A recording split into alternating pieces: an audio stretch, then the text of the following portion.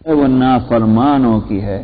یہ ساری دشمنی تمہاری نافرمانی کی وجہ سے ہے، دین کی وجہ سے نہیں ہے کہ تم صحیح دین کو چاہتے ہو تو اس واسطے تم کو ہمارے سے دشمنی ہو گئی، بلکہ نافرمانی اس کا سبب ہے. قل هل انبئكم بشر من ذلك مثوبة عند الله، آپ کہیے میں تمہیں بتلاؤں اس سے بھی زیادہ بری بات جو اللہ کے نزدیک ہے اپنے جزا کے لحاظ سے. کس سے زیادہ بری بات؟ یعنی جو اذان تم جس کو تم برا کہتے ہو، جس کے مذاق اڑاتے ہو، بتاؤں کون سی بات اصل بری ہے؟ وہ کیا؟ من لعنہ اللہ، فرمایا کہ وہ جن پر اللہ نے لعنت کی اور اس کا غصہ بھڑکا، اور ان میں سے اللہ نے کچھ کو کیا ہوا؟ بندر اور خنزیر بنا دیا، اور اسی طرح سے انہوں نے طاغوت کی عبادت کی. یہ ہے بری بات. کیا مطلب ہوا؟ ارے میاں اپنے گریبان میں جھانک کے دیکھو، کیا کہتے ہو تم ہم کو؟ یہ ہے حاصل اس کا کہ تمہاری حالت یہ ہے کہ تمہاری ان سرکشیوں کی وجہ سے اللہ سبحانہ و تعالیٰ نے لعنت بھیجی. اس کو نہیں تم نے دیکھا پلٹ کر کے؟ اللہ کا غضب تم پہ نازل ہوا، اس کو نہیں دیکھا تم نے؟ اسی طرح سے تمہاری قوم کے کچھ لوگوں کو ان کی حرکتوں کی پاداش میں اللہ نے ان کو بندر اور خنزیر بنایا، جو قرآن شریف کے اندر دوسرے کا موجود ہے کہ صاحب انہوں نے ہفتے کے دن کے جو احترام کا حکم ان کو ملا ہوا تھا، جب انہوں نے اس کے ساتھ بھی دل لگی کی. دل لگی کا لفظ ہے یہ بات میں جو بول رہا ہوں، اس لیے کہ انہوں نے یہ مانتے تھے کہ یہ اللہ کا حکم ہے، لیکن اللہ کے حکم سے ہم کس طرح بچا سکیں کہ ہمارے جو ہے جو دنیا کا فائدہ ہے وہ کسی طرح سے ہم اس سے محروم نہ رہیں، اور ہمارے اوپر یہ الزام بھی نہ ہے کہ اللہ کا حکم توڑ دیا ہے. ظاہر ہے کہ یہ تو دل لگی ہے. بھائی سیدھی سیدھی بات یہ ہے کہ اگر تم توڑنا چاہتے ہو جاؤ کہہ دو کہ ہم نہیں مانتے اللہ کے حکم کو. اگر ہمت ہے تو یہ کہو، اور اگر ماننا ہے تو سیدھے سیدھے مانو. لیکن یہ انگی بنگی چال کیوں چل رہا ہے؟ تو دل لگی کرنا ہے دین کے ساتھ. تو اللہ سبحانہ و تعالیٰ نے ان کو کیا سزا دی؟ فَقُلْنَا لَهُمْ كُونُوا قِرَدَةً خَاسِئِينَ، ہم نے کہہ دیا بندر بن جاؤ تم رسوا ہو کر کے. تو فرمایا کہ اللہ نے یہ جو ہے جو آیت ہے، میں یہ بھی بتا دوں، جو لوگ ان کا یہ کہ عقل کی ترازو لیے پھرتے ہیں ہر جگہ، اللہ میاں کی باتوں کو بھی اسی عقل کی ترازو میں تولتے ہیں، حالانکہ یہ نہیں دیکھتے کہ عقل بھی اللہ میاں کی دی ہوئی ہے اور یہ بات بھی اللہ میاں کی کہی ہوئی ہے. تو ہم یہ نہیں سوچتے. تو وہ کہتے ہیں ارے یہ تو قرآن میں آیا فَقُلْنَا لَهُمْ كُونُوا قِرَدَةً خَاسِئِينَ، تو اصل میں بندر نہیں بنایا گیا. بھلے انسان کیسے بندر بنے گا؟ جب ڈارون نے کہا کہ بندر سے انسان بنے گا، کہنے کا مان گئے تو سمجھ آتا ہے، کیونکہ ڈارون صاحب فرما رہے ہیں کہ بندر سے انسان بن گیا. جب قرآن نے کہا کہ ہم نے کہا اے انسانوں تم بندر بن جاؤ، کہنے یہ کیسے ہو سکتا ہے؟ یہ نہیں سمجھائی بات. پھر کیا ہوا؟ کہ نہیں ایسے ہی ہے جیسے کوئی غصے ہو کر کسی کو کہہ دیتا ہے تم بندر ہو، تم کتے ہو، تم بلی ہو، ویسی بات تھی. یہ اس کی تعبیر ہوئی ہے، یہاں کسی عقل کی بات نہیں. یہاں کیا کریں گے؟ وَجَعَلَ مِنْهُمُ الْقِرَدَةَ وَالْخَنَازِيرَ، اور اللہ نے ان میں سے کیا ہوا؟ ان کو وہ بندر اور خنزیر بنایا. یہ بنایا کا لفظ ہے، جعل کا کوئی دوسرا ترجمہ نہیں ہو سکتا، یہ ترجمہ ہوگا. جعل کا مطلب بنایا. تو اور انہوں نے طاغوت کی عبادت کی، یعنی جو اللہ کے سے ہٹ کر کے جو طاقتیں اور قوتیں ہیں ان کو انہوں نے پوجا. پوجنے کے معنی یہ ہے کہ ان کی اطاعت اور فرما برداری کی. تو بتاؤ کہ ایسی قوم جو ہے وہ آج آ کر کے اذان کا مذاق اڑا ہے، دین کا مذاق اڑا ہے. کیا ہے تمہارا حال؟ اولئک شر مکانا، یہ ہیں اپنے پوزیشن کے لحاظ سے برے، واضل عن سواء السبیل، اور سیدھے راستے سے بہت زیادہ بھٹکے ہوئے. وَإِذَا جَاءُوكُمْ قَالُوا آمَنَّا وَقَدْ دَخَلُوا بِالْكُفْرِ وَهُمْ قَدْ خَرَجُوا بِهِ، جب یہ آپ کے پاس آتے ہیں تو کہتے ہیں ایمان لے آئے، حالانکہ کفر کے ساتھ آئے تھے، کفر کے ساتھ نکل گئے. کیا مطلب ہوا؟ یعنی مومن کب بن کے آئے تھے؟ یہ تو دل میں اس بات کو چھپا کے لے کر آئے تھے کہ ہم دھوکہ دینا چاہتے ہیں. تو آئے بھی تھے کفر لے کر کے ساتھ میں، اور نکلے بھی تو کچھ لے کے نہ گئے. کم سے کم اگر آئے تھے بری نیت سے بیٹھ کر کے نہ پیغمبر کی مجلس میں، اور جب بات وہاں حق کی آ رہی ہوتی تو کہہ دیتے ہم نے غلطی کی تھی اب ہم توبہ مانگتے ہیں، لیکن وہاں سے اٹھ کے بھی گئے تو کیا گئے؟ وہی کفر لے کر گئے. تو نبی کی مجلس سے، نبی کے دربار سے تو فرماتے ہیں حالانکہ یہ آیت ابھی داخل ہوئے تھے یہاں کفر لے کر اور نکلے بھی کفر لے کر. واللہ اعلم بما كانوا یکتمون، اللہ جانتے ہیں، خوب جانتے ہیں جس چیز کو یہ چھپایا کرتے ہیں. وَتَرَى كَثِيرًا مِّنْهُمْ يُسَارِعُونَ فِي الْإِثْمِ وَالْعُدْوَانِ وَأَكْلِهِمُ السُّحْتَ. فرماتے ہیں آپ دیکھتے ہیں ان میں سے بہت سوں کو جو گناہ کے کام میں خوب بھاگے پھرتے ہیں. یہ گناہی کا تو ہے کہ نبی کی مخالفت، یہ گناہی تو ہے مسلمانوں کو تکلیفیں پہنچانا، یہ گناہی تو ہے کہ دین کا مذاق اڑانا، یہ گناہی تو ہے کہ اس دین کو یوں کہیے کہ بے نام اور بے نشان کرنے کے واسطے اور مٹانے کے واسطے کوششیں ہو رہی ہیں، منصوبے بنائے جا رہے ہیں. تو آخر گناہی میں تو بھاگ دوڑ کرنا ہے، اچھے کام میں تو چلا نہیں جاتا. ہاں ہلا کرنا شروع کر دیں گے کہ مر گئے بالکل. لیکن جہاں غلطی کی باتیں ہوں، جہاں گناہ کے کام ہوں، وہاں دیکھو تو ساری طاقت ان کے بدن کے اندر آ جاتی ہے. یسارعون فی الاسم والعدوان، سرکشی کے کاموں میں، واکلہم السحت، اور حرام کے کھانے میں. مراد اس سے سود، بیاج، بٹا. معلوم ہوتا ہے کہ یوں سود اور بیاج تو اور بھی قوموں میں کچھ نہ کچھ لوگ کرتے آ رہے ہوں گے، لیکن جس قوم کا قومی شعار اور ٹریڈیشن جو ہے وہ سود ہی ہو، وہ یہی قوم ہے. اس لیے خاص طور پر ان کا نام ہے واکلہم السحت، اور حرام کھانا. لبیس ما کانوا یعملون، برا ہے وہ کام جو یہ کرتے ہیں. لولا ينهاهم الربانیون والاحبار عن قولهم الاسم واکلہم السحت، کیوں نہ ان کے علماء اور بزرگوں نے ان کو گناہ کی بات کہنے اور حرام کے کھانے سے روکا. معلوم ہے وہ بھی مجرم. علماء کا کام جو ہے، بزرگوں کا کام لوگوں کو نصیحت کرنا، واعظ کہنا، ان کو احکام اور مسائل صحیح ان تک پہنچانا، یہ علماء کا فرض ہے، ان کو ذمہ ہے. اسی لیے بعض بزرگوں کا کہنا تو یہ ہے کہ جس کے پاس علم ہے اس کے ذمہ دو مستقل باتیں ہیں. ایک تو یہ کہ وہ خود عمل کرے، علم کے مطابق عمل ہونا چاہیے. دوسری بات یہ کہ وہ دوسروں کی اصلاح کرے. یہ دو بالکل الگ الگ باتیں ہیں، ایک کو دوسرے پر ڈپینڈ نہیں کیا جا سکتا. سمجھا؟ چونکہ میں دوسروں کی نصیحت کر رہا ہوں، میں کہاں خود عمل کر لوں، یہ ڈپینڈ کر دیا اپنے عمل کو دوسرے کام پر. اسی طرح دوسرا کام جو ہے وہ پہلے کام پر بھی ڈپینڈ نہیں ہوگا، ہے نا. میں تو اب یہ خود ہی عمل نہیں کیا، میں دوسرے کی اصلاح کہاں سے کروں؟ اگر تم نے نہیں کیا، ایک غلطی کی، دوسرے کی اصلاح نہیں کر رہے، دوسری غلطی کر رہے، تو نہیں بات یہ. ہاں یہ بات جو قرآن شریف میں کہی گئی کہ انتم تتلون کیا ہے، اتامرون الناس بالبر وتنسون انفسکم وانتم تتلون الکتاب افلا تعقلون، کہ تم دوسروں کو بھلائی کی ہدایت کرتے ہو، بھلی باتیں بتاتے ہو ان کو، اور خود تم اپنے آپ کو بھلائے بیٹھے ہو. یعنی تم کو خود کو کیا کرنا چاہیے، اس طرف تمہارا ذہن نہیں جاتا. افلا تعقلون، تمہیں اتنی عقل نہیں، کتاب بھی پڑھتے ہو اللہ کی اور پھر بھی تمہاری حرکت نہیں ہے.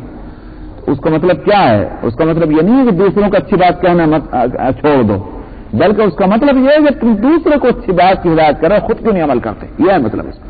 دونوں میں فرق سمجھ لیجیے. جب دوسرے کی اصلاح کر رہے ہو، خود کیوں نہیں عمل کرتے. ایک چیز، اس کا یہ معنی نہیں ہے کہ تم دوسرے کی اصلاح بھی مت کرنا جب تک تم خود عمل نہ کر لو، یہ معنی نہیں ہے. تو اس واسطے یہ دو مستقل چیزیں ہیں. لوگوں کی اصلاح کا کام اگر علماء روک دیں، ان کو تعلیم دینے کا کام علماء روک دیں، تو پھر اگر ان کا عمل بھی خود اپنی جگہ صحیح ہوگا، یہ بھی سن لیجیے، اگر ان کا عمل اپنی جگہ خود صحیح بھی ہوگا تب بھی اللہ کے عذاب سے نہیں بچ سکتے.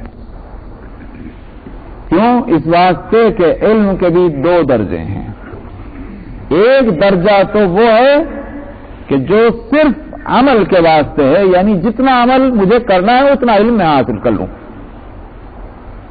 اب مثلا تھوڑی دیر کے لیے مان لیجئے کہ بھئی عبادتیں تو سبھی کے ذمہ ہیں. کوئی بھی یوں نہیں کہہ سکتا میں چونکہ بزنس مین ہوں لہٰذا میرے ذمہ عبادت نہیں. کوئی کہتا ہے کاشتکار ہوں میرے ذمہ عبادت نہیں, مجھے روزہ رکھنا نہیں. عبادتوں کا ایک حصہ وہ جو سبھی کے ذمہ ہے, لہذا اس کا علم سبھی کو حاصل کرنا. لیکن اگر میں کاشتکار ہوں اور میں جو ہے دکاندار نہیں ہوں, میں صرف اگر کاشتکاری سے متعلق اسلامی احکام کا علم حاصل کر لوں تاکہ میں حرام نہ کروں, حلال پر قائم رہوں, تو یہ علم کا یہ حصہ جو ہے یہ عمل کے واسطے ہے. سمجھ میں آیا؟ لیکن ایک اس سے آگے کا حصہ, اب میں کیوں مسائل سیکھ رہا ہوں؟ دکانداری کے, بزنس کے, بیوپار کے, رینٹ کرنے کے, رینٹ دینے کے, وغیرہ وغیرہ. یہ سارے مسائل جو کچھ میں سیکھ رہا ہوں, کیوں سیکھ رہا ہوں؟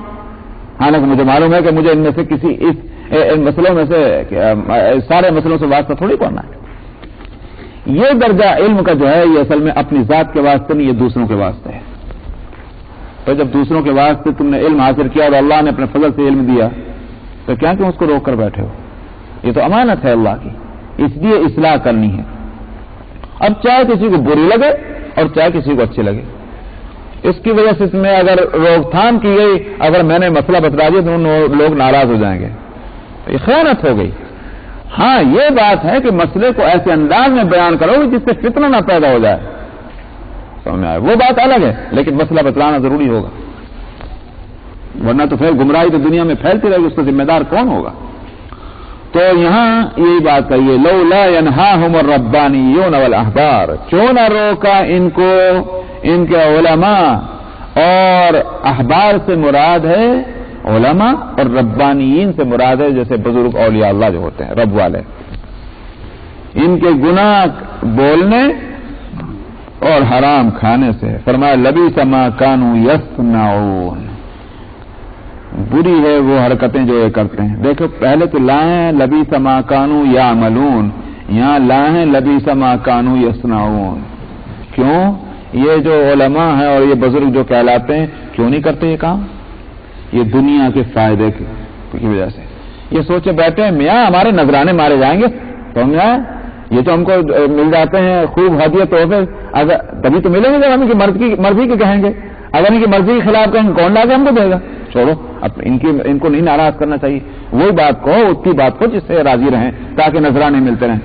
تو یہ کیا ہوا؟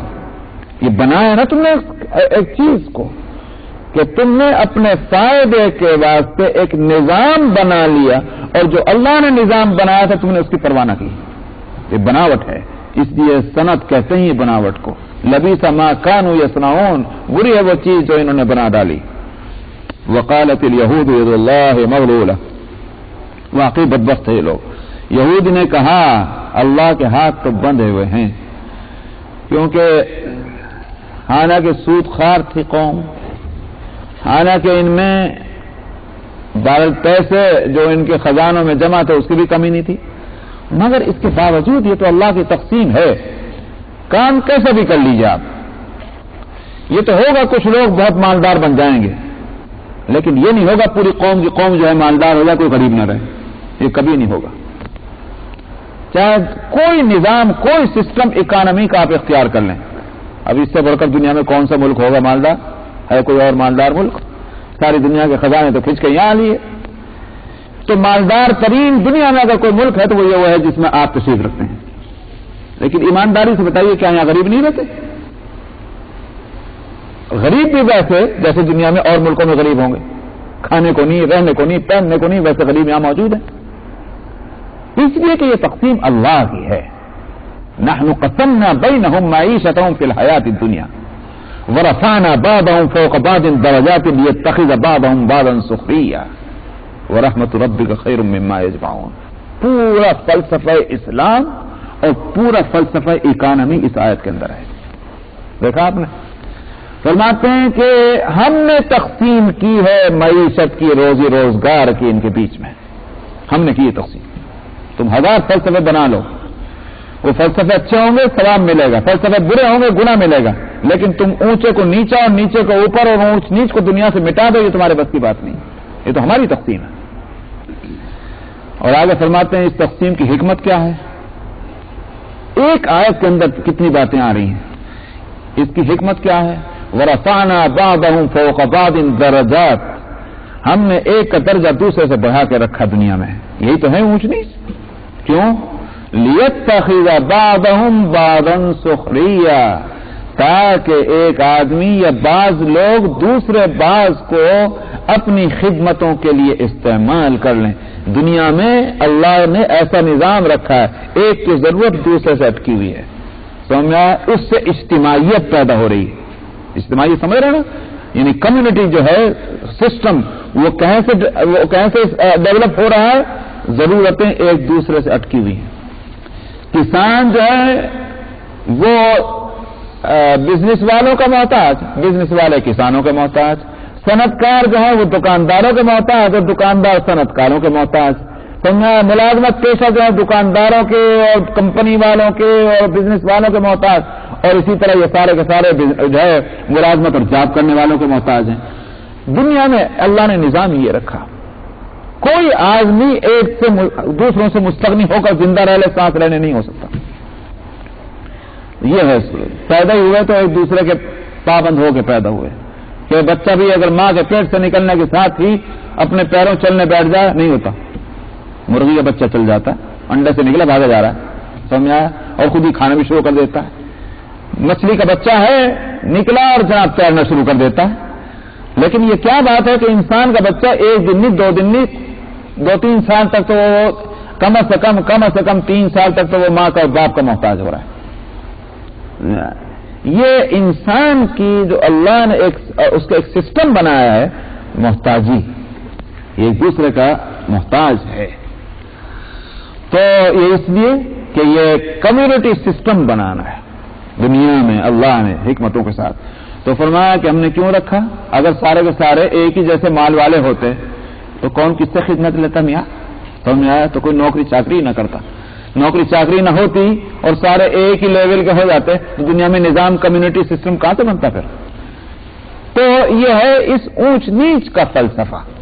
ورفعنا بعضهم فوق بعض درجات لیتخذ بعضهم بعضا سخریا. اچھا صاحب، اب آگے وہ بات جس کو میں نے کہی تھی، یہاں تک تو ہو گیا فلسفہ اکانومی، فلسفہ معاشیات.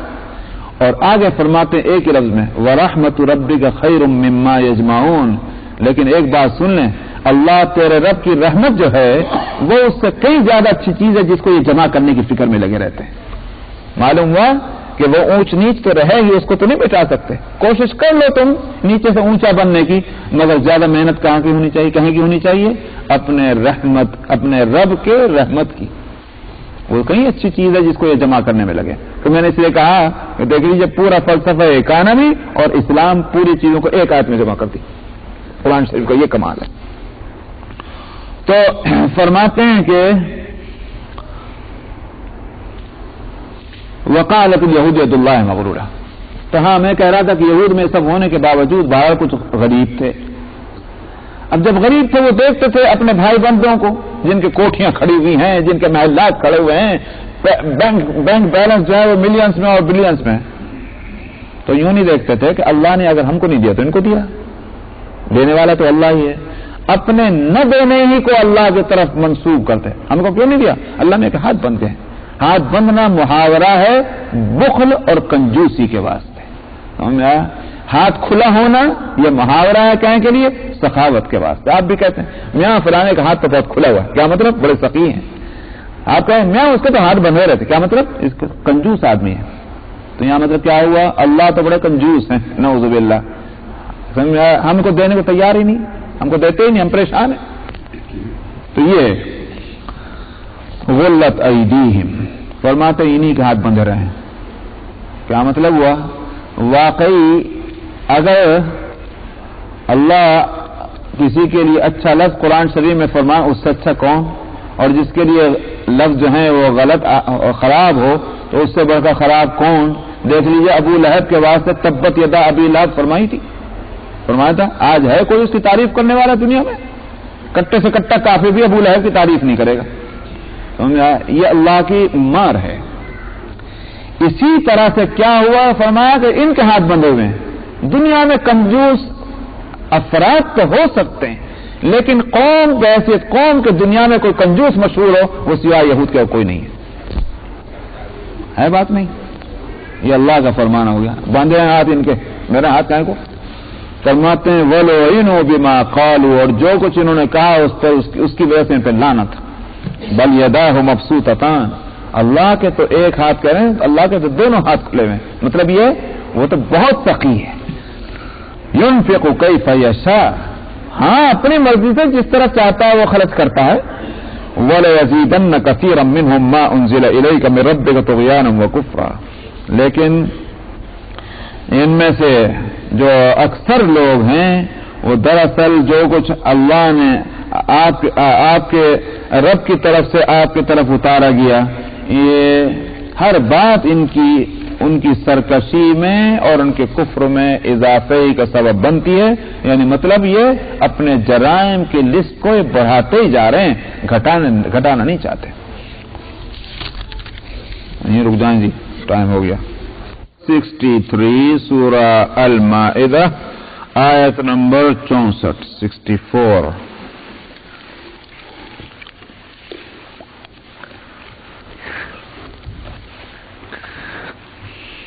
أعوذ بالله من الشيطان الرجيم. بسم الله الرحمن الرحيم. وقالت اليهود يد الله مغلولة غلت أيديهم ولعنوا بما قالوا بل يداه مبسوطتان ينفق كيف يشاء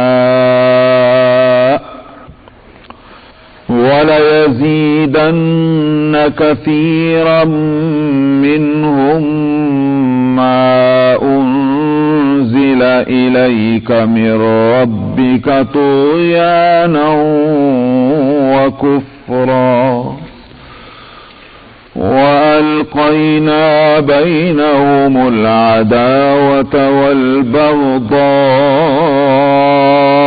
إلى يوم القيامة كلما أوقدوا نارا للحرب أطفأها الله ويسعون في الأرض فسادا والله لا يحب المفسدين. ولو أن أهل الكتاب آمنوا واتقوا لكفرنا عنهم سيئاتهم ولأدخلناهم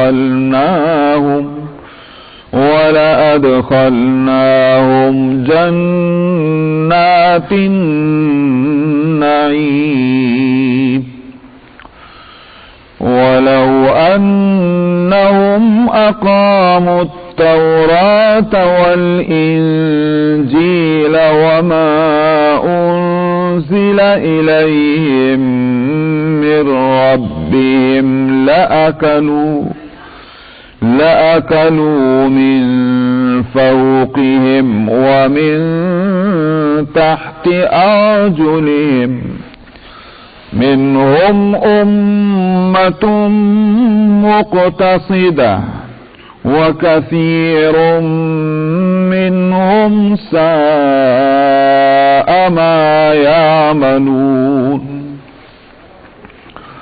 يا أيها الرسول بلغ ما أنزل إليك من ربك وإن لم تفعل فما بلغت رسالته والله يعصمك من الناس إن الله لا يهدي القوم الكافرين. قل يا أهل الكتاب لستم على شيء حتى تقيموا التوراة والإنجيل وما أنزل إليكم من ربكم وَلَيَزِيدَنَّ كَثِيرًا مِّنْهُمْ مَا أُنزِلَ إِلَيْكَ مِنْ رَبِّكَ طُغْيَانًا وَكُفْرًا فَلَا تَأْسَ عَلَى الْقَوْمِ الْكَافِرِينَ إِنَّ الَّذِينَ آمَنُوا وَالَّذِينَ هَادُوا وَالصَّابِئُونَ وَالنَّصَارَى من آمن بالله واليوم الآخر وعمل صالحا فلا خوف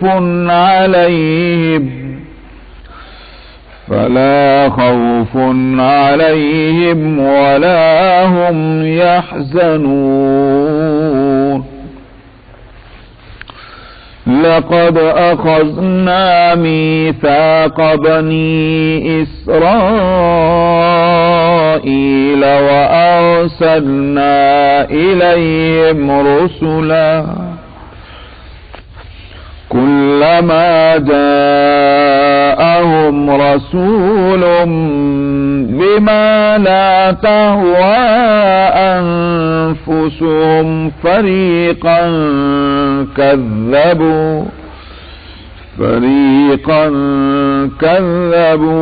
وفريقا يقتلون صدق الله العظيم.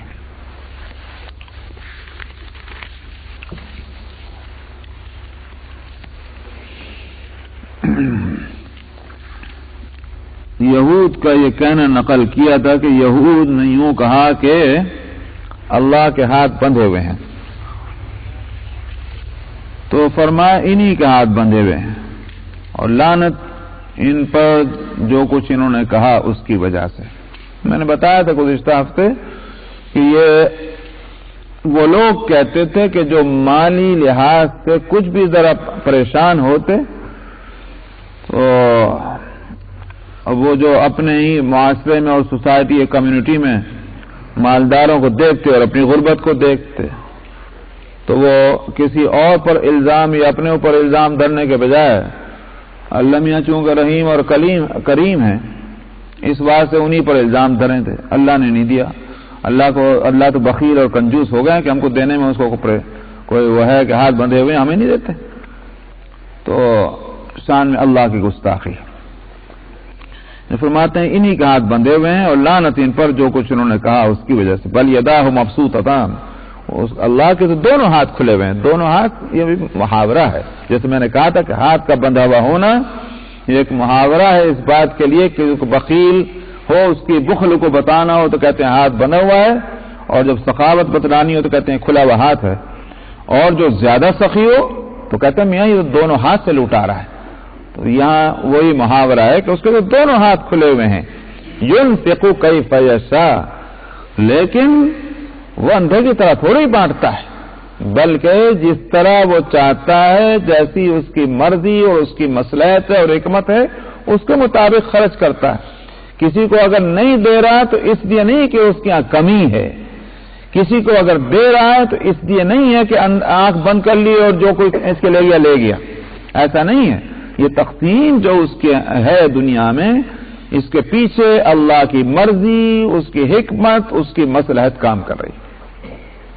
نحن قسمنا بینہم معیشتہم فی الحیات الدنیا، ہم نے تقسیم کی ہے لوگوں میں روزگار کی، کسی کو ہم نے مالدار بنایا، کسی کو ہم نے غریب بنایا، جیسے بیماری اور تندرستی۔ تو اللہ میاں نے کسی کو بیمار رکھا، کسی کو تندرست رکھا۔ اب بیمار اگر کہنے لگے میں ہی رہ گیا تھا بیمار ہونے کو، اللہ میاں جو ہیں کیا میں نے بگاڑا اللہ میاں کا، تو اللہ میاں مجھے کیوں بیمار کرتے ہیں؟ ظاہر ہے کہ اس کو شکوہ کرنے کا حق نہیں، اس کے پیچھے کوئی حکمت ہے، اللہ کو معلوم ہے۔ تو بیماری اور تندرستی دنیا میں رکھی ہے، یہ کسی کے ہاتھ میں نہیں۔ علاج رکھا کہ بیمار ہو جاؤ علاج کر لو، لیکن وہ بھی علاج بھی ایک تدبیر ہے، یہ کوئی نہیں سمجھتا، جو سمجھتا ہے غلط کہ صاحب اس دوا سے فائدہ ہوگا، اس تعویذ سے ہوتا ہے فائدہ، فائدہ اللہ کے حکم سے ہوتا ہے، ورنہ یہ ساری چیزیں تدبیر کی ہیں، تدبیر کو اختیار کرنے کی اجازت دی گئی، اور ورنہ یہ کہ عقیدہ یہ رہنا چاہیے کہ اصل شفا دینے والے اللہ ہیں۔ تو بیماری اور تندرستی جس طرح دنیا میں رکھی، اسی طرح غربت اور عمارت پہ رکھی ہے، اس میں کوئی سمجھنے کی ضرورت نہیں کسی کو میں بیمار ہوں لہذا میں ہی سب سے جو ہے اللہ کے نزدیک نامقبول ہوں، تو میں اگر تندرست ہوتا تو اللہ کے نزدیک مقبول ہوتا، تو اس دنیا کے جتنے پہلوان ہیں سارے کے سارے ولی اللہ ہو جاتے۔ ایسا نہیں ہے، جیسے بیماری اور تندرستی میں مقبولیت اور غیر مقبولیت کو دخل نہیں ہے، ورنہ کوئی نبی بھی بیمار نہ ہوتا۔ ایوب علیہ السلام پر کتنی مصیبت آئی تھی، تو کیا مقبول نہیں تھے؟ تو جس طرح سے دنیا کی یہ تکلیفیں کسی کی مقبولیت اور نامقبولیت کے لیے معیار اور اسٹینڈرڈ نہیں ہے، اسی طرح سے فقر و فاقہ، تنگی اور مالداری، اس میں سے کوئی چیز بھی ایسی نہیں ہے کہ جس کو یہ کہا جائے کہ صاحب یہ ہے اللہ کے مقبول ہونے کی علامت، کوئی میں سے کوئی معیار نہیں۔ انبیاء علیہ السلام تنگیوں والے بھی رہے ہیں اور سلطنتوں والے بھی رہے، اور ایسی ایسی سلطنتیں دے دیں کہ اس کی تو کوئی مثال ہی نہیں۔ سلیمان علیہ السلام کی جو سلطنت ہے کوئی اس کی مثال؟ مال اور دولت ہی کے لحاظ سے نہیں، بلکہ یہ کہ حدود اختیار کے لحاظ سے بھی۔ بھئی بادشاہ دنیا میں ہوں گے، نبی ہوں کہ غیر نبی ہوں، مومن ہوں کہ کافر ہوں، فاسق ہوں کہ فاجر ہوں، ظالم ہوں کہ منصف ہوں، اگر ان کی بادشاہت چلے گی تو انسانوں میں کا بادشاہ جو ہے انسانوں ہی پہ تو بادشاہت کر رہا ہوگا۔ لیکن سلیمان علیہ السلام کو اللہ سبحانہ و تعالی نے کیسی بادشاہت دی کہ انسانوں کے وہ بادشاہ، جنات کے وہ بادشاہ، حیوانات کے وہ بادشاہ، پھر حیوانات میں بھی درندوں کے، چرندوں کے، پرندوں کے، چیونٹیوں کے، ہر ایک کے وہی بادشاہ۔ ایسی بادشاہ تو کسی کو بھی نہیں ملی۔ اور مال و دولت کا حال یہ کہ اس زمانے کی جو سویلائزڈ اور مالدار ترین جو سلطنت تھی ساؤتھ میں یمن کی، ملکہ سبا، بڑا ناز تھا، بڑا غرہ تھا کہ صاحب ہم بڑے سویلائزڈ ہیں، مال و دولت کی ریل پیل ہے۔ لیکن جب وہ ملکہ صاحبہ تشریف لائیں، یہاں حاضر ہوئی، جا کے دیکھا دربار سلیمانی، تو آنکھیں کھل کے رہ گئی اور جھکنا پڑا ان کو کہ جس چیز کو ہم بہت بڑی چیز سمجھ رہے تھے اپنے یہاں تو اس کی کوئی حقیقت نہیں ہے، اللہ نے ان کو اس سے بھی زیادہ دے رکھا ہے۔ تو معلوم ہوا کہ یہ ان چیزوں کو معیار اور اسٹینڈرڈ نہیں بنا سکتے، اس نے بھی سمجھ لیا تھا، اور یہی وہ نقطہ ہے۔ یہ نقطہ ہے سورہ النمل میں۔ سورہ النمل کے بارے میں نے جب اس کی تفسیر ہوئی تھی، کہاں ہوئی ہوگی، جہاں ہوئی ہوگی جو جگہ میں نے اس وقت بتلایا تھا کہ سورہ النمل جو ہے وہ اگر اس کا خلاصہ دیکھا جائے، اس کو سمرائز کیا جائے کہ بھئی اس کا تھیم کیا ہے، تھیوری کیا ہے، اس کے پیچھے جو ہمارے سامنے اللہ سبحانہ و تعالی لا رہے ہیں، وہ یہی ہے کہ دراصل ایک کیریکٹر ہیں انسانوں کے، تو کون سا کیریکٹر وہ ہے کہ جس کو ایگزامپل بنایا جانا چاہیے، اور کون سا کیریکٹر وہ ہے کہ جس کو تم بھی ریجیکٹ کر دو، اللہ نے بھی ریجیکٹ کر دیا۔ کیونکہ حالتیں جو ہیں وہ یہی ہے کہ یا تو انسان تنگی میں ہے، اور یا انسان کیا ہے، آرام کے ساتھ میں ہے، مال و دولت کی کثرت ہے، بہتات ہے۔ پھر مال و دولت کی بہتات اور کثرت ہو تو پھر دو صورتیں ہیں۔ ایک صورت تو یہ ہے کہ صاحب پہلے ہی سے غلطی پر نہیں ہے، پہلے ہی سے بالکل سنورے میں ہیں، اخلاق کے لحاظ سے، دین کے لحاظ سے، عمل کے لحاظ سے، عقیدے کے لحاظ سے۔ ایک کیریکٹر تو یہ ہے، مال و دولت نے پہلے دن سے اثر نہیں کیا، اپنا فتنہ جو ہے اس کا رنگ نہیں ڈالا ہے، بلکہ سونا ہے تو سونے کی طرح سے کہ جس طرح سونے کے اوپر کوئی رنگ نہیں آتا، اسی طرح سے بس وہ شروع سے صحیح ہے۔ مال کا فتنہ اس نے اثر نہیں کیا ان کے اوپر، ایک۔ اور دوسرا کیا ہے، مال کا فتنہ شروع میں اثر کیے ہوئے تھا، لیکن جب توجہ ہوئی، تنبہ ہوا، توبہ کی، اپنی زندگی کو درست کر لیا، ایک کیریکٹر۔ اور تیسرا کیریکٹر، چوتھا کیریکٹر کیا ہے، مال کے فتنے نے گھیرا ہوا ہے، جھنجھوڑا جا رہا ہے، سمجھایا جا رہا ہے، نصیحتیں کی جا رہی ہیں، کوئی اثر نہیں ہوتا، ادھر سے آتی ادھر اڑ جاتی نکل جاتی ہے. یہ کئی کیریکٹر ہیں سورہ النمل کے اندر، سب کچھ ہے کہ موسیٰ علیہ السلام ہے، شروع سے جو ہے مال دولت کی کمی ہے، کوئی افراط نہیں ہے. دن کو کھا لیا تو شام کا نہیں ہے، شام کا کھا لیا تو اگلے دن کا نہیں ہے، مگر مست ہے، مطمئن ہے، کوئی بے اطمینانی زندگی کے اندر نہیں ہے، اور شروع دن سے اللہ کے مطیع فرما بردار ہے. ایک کیریکٹر. دوسرا کیریکٹر کیا ہے؟ بہت کچھ دیا اللہ نے، لیکن شروع دن سے جو ہے وہ نافرمانی کا کوئی دھبا ماں نہیں پایا جاتا. وہ کون ہے؟ وہ داؤد اور سلیمان علیہ السلام. خوب دیا اللہ نے جو کسی کو نہیں دیا. ما لم یؤت احد من العالمین، ایسا ملا، لیکن شروع دن سے مال کے فتنے میں مبتلا نہ ہوئے، نہ داؤد علیہ السلام مبتلا ہوئے، نہ سلیمان علیہ السلام. سلیمان علیہ السلام کو خاص طور پر یہ بات ہے. یہ ایک دوسرا کیریکٹر ہوا. تیسرا کیریکٹر ہے ملکہ سبا کا. مال دولت کے فتنے میں مبتلا تھی، لیکن جب توجہ ہوئی اور حقیقت کھل کر سامنے آ گئی، حقیقت کے سامنے سر نگو ہو گئی اور حق کو قبول کر لیا. سمجھا؟ یہ ایک ڈفرنٹ کیریکٹر ہے. اور چوتھا کیریکٹر ہے قارون کا. اس کا بھی ذکر اس میں ہے. قارون نے کیا کیا؟ قارون کا ذکر اس لیے لایا گیا سورہ القصص میں کہ سورہ نمل کے بعد ہے، وہ اس واسطے لایا گیا کہ دیکھ لو مال کے فتنے نے اس طرح سے گھیرا ہوا ہے کہ موسیٰ علیہ السلام جیسے نبی نصیحت کر رہے ہیں، واعظ کہہ رہے ہیں، سمجھا رہے ہیں، سب کچھ، اور اللہ کی تنبیہات بھی آ رہی، مگر عقل ہے کہ کام نہیں کر رہی. وہ فتنہ مال کا پورے طور پر اس کو گھیرے ہوئے. کیا ہوا اس کا انجام؟ مال نے کہاں تک اس کا ساتھ دیا. یہ ہے دراصل وہ سورہ النمل اور سورہ القصص کے حاصل. تو اس واسطے میں نے کہا کہ اللہ سبحانہ و تعالیٰ کی مقبولیت کے واسطے نہ مالداری اسٹینڈرڈ ہے، نہ غربت اور افلاس اسٹینڈرڈ ہے. اصل چیز انسان کا کیریکٹر اور اخلاق ہے، اور اعمال ہے، عقیدہ ہے، فکر ہے، خیال ہے، یہ چیزیں اصل ہیں. اس واسطے یہود نے اللہ پر الزام لگا دیا.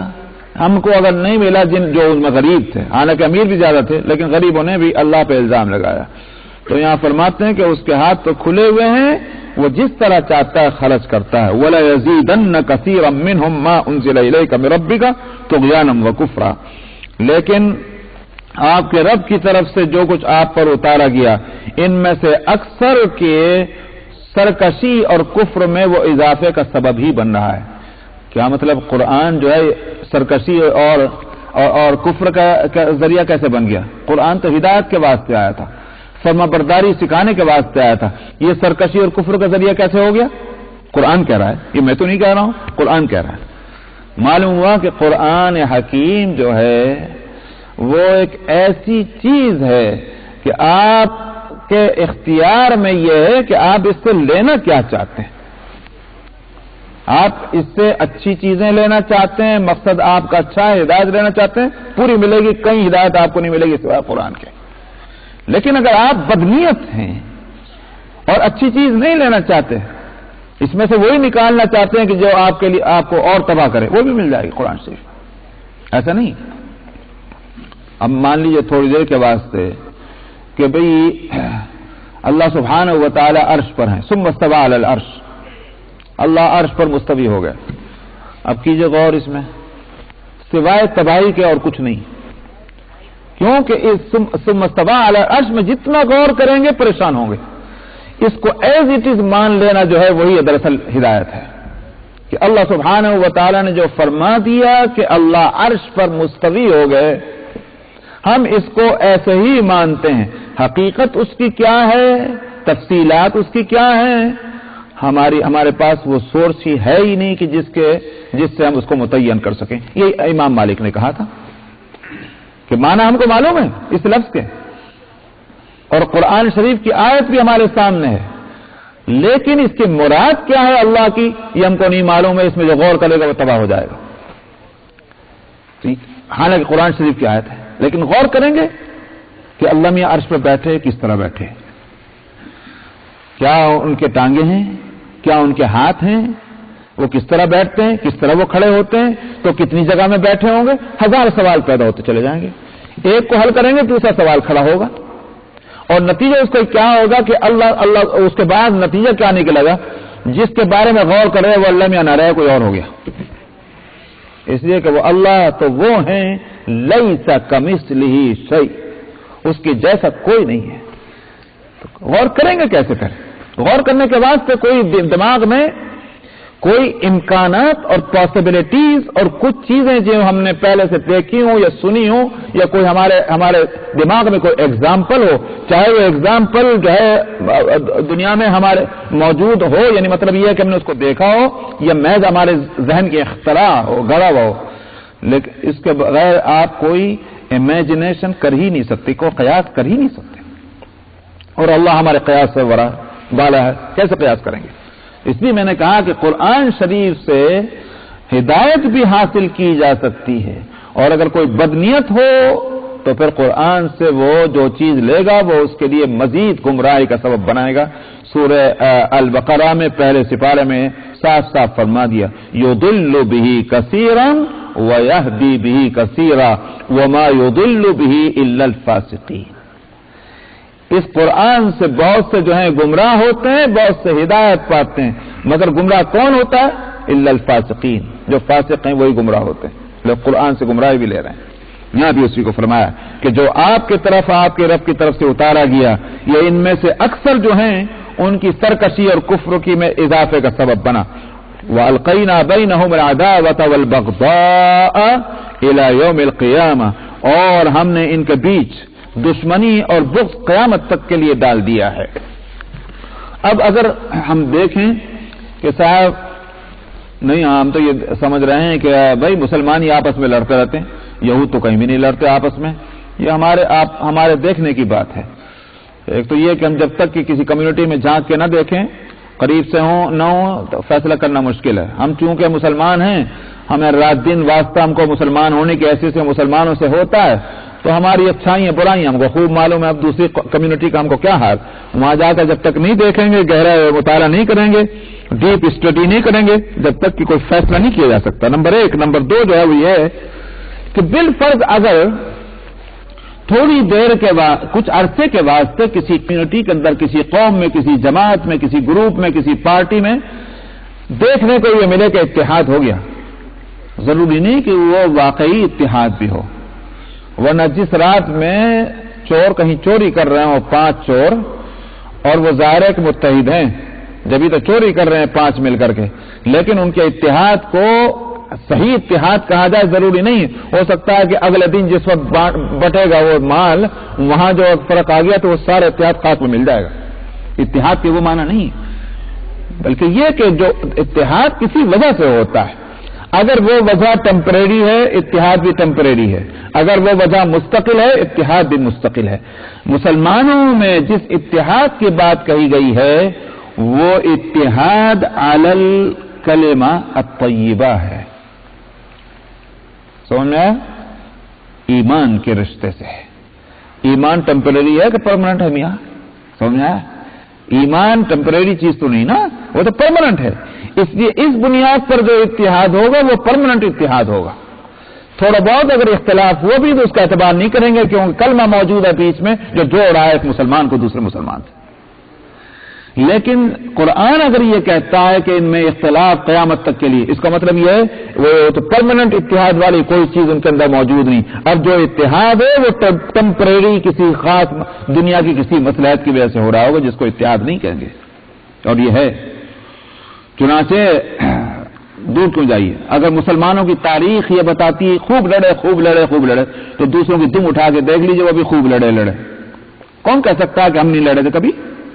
کیا ان کی ہسٹری نہیں بتاتی کہ ایک دوسرے پر کفر کے فتوے لگے ہیں اور نسل کی نسلیں تباہ کرنے کی کوشش کی گئی. وہ تو اللہ کے خدا جانے اللہ کی مصلحت کیا ہے, ہم کو نہیں معلوم. لیکن دیکھنے میں یہ آ رہا ہے کہ موسیٰ علیہ الصلوۃ والسلام سے لے کر کے اور اب تک, جب تک ہم سانس لے رہے ہیں, اس وقت تک دنیا کی مختلف قومیں تباہ برباد ہو گئی, مگر یہ 2 قوموں کو اللہ نے باقی چھوڑا ہوا ہے. کیا اس کی حکمت اور مصلحت ہے ہم کو نہیں معلوم.